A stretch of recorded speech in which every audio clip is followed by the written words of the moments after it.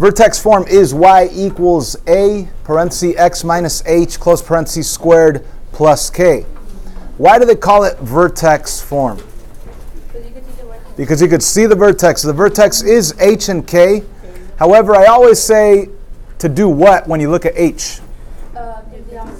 Think opposite of what you see. Even on this one, where it's already in vertex form, the vertex is not negative h. We see a negative h right there, but the actual vertex is positive h and k.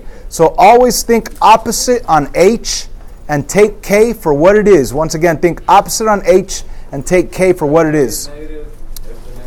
So if you had a negative 3 right here, it's going to be a positive 3. If you had a positive 7, it's going to be a negative 7 as your vertex. Always think opposite. So with that said, what I want you to do right now is take a moment and talk to a partner and decide what the vertex is on each of these, all right? I'll give you guys 2 minutes. I'm going to pause the video, pick it up in 2 minutes. So the vertex for number 1, you think opposite on h and you take k for what it is. There is no k, so you could imagine a plus 0 right there. So we're thinking opposite on minus 7, that's a positive 7, and the 0 just comes down. That's your vertex. The vertex for number 2, what is the vertex for number 2, everybody? Negative 3, negative 8. Negative 3, negative 8. Whoa. Let me rewrite. Give me a second. Negative 3, negative 8.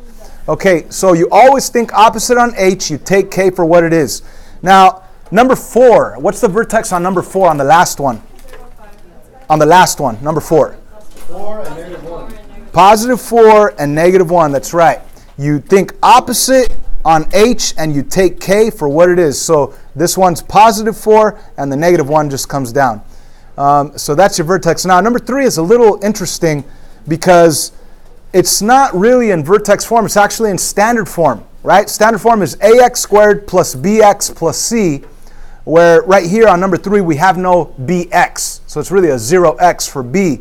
However, we could see, in order for it to be vertex form,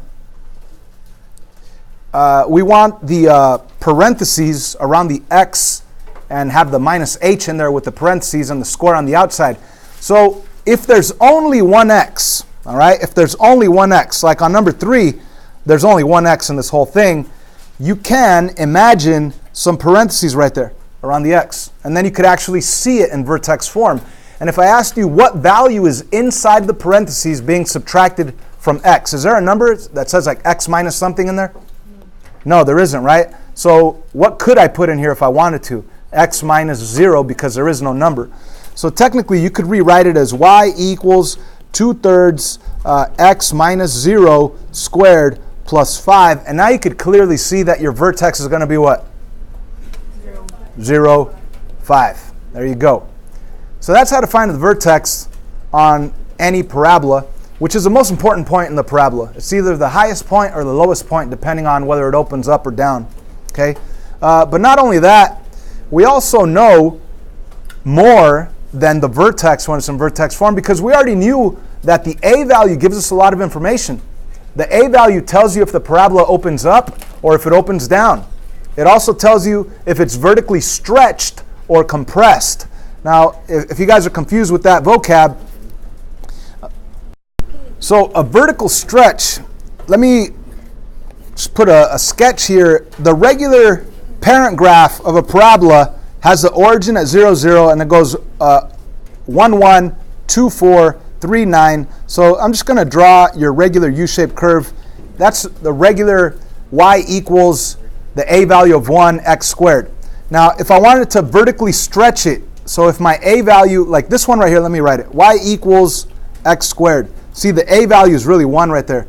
Now, if I were to change it to a y equals 2x squared, now let me do this in blue. Y equals 2x squared. How would that change that original red parabola? It would vertically stretch it. It would make it more narrow. Does that make sense? So the a value tells you if it's a vertical stretch or a vertical compression.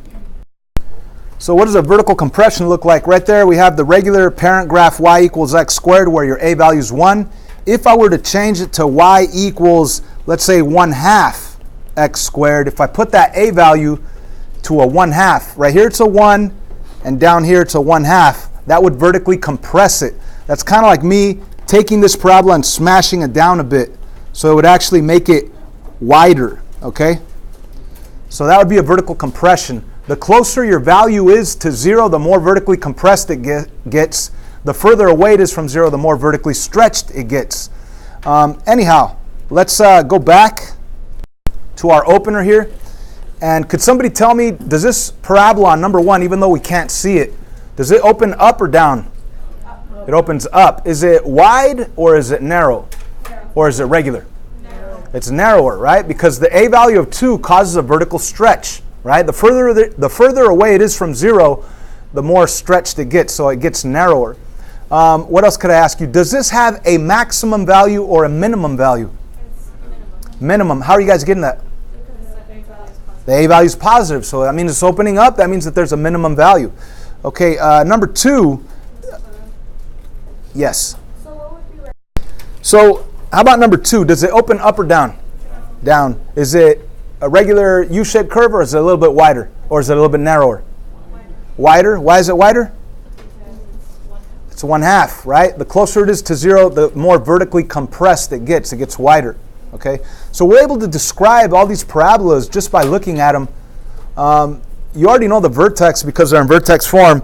So with that information right there, guys, you'll be able to answer all these questions on the final exam without even doing any work. You're just going to be able to look at it. With the A value, you'll know if it's opening up, down. If you know vertex form, you'll know where it's located.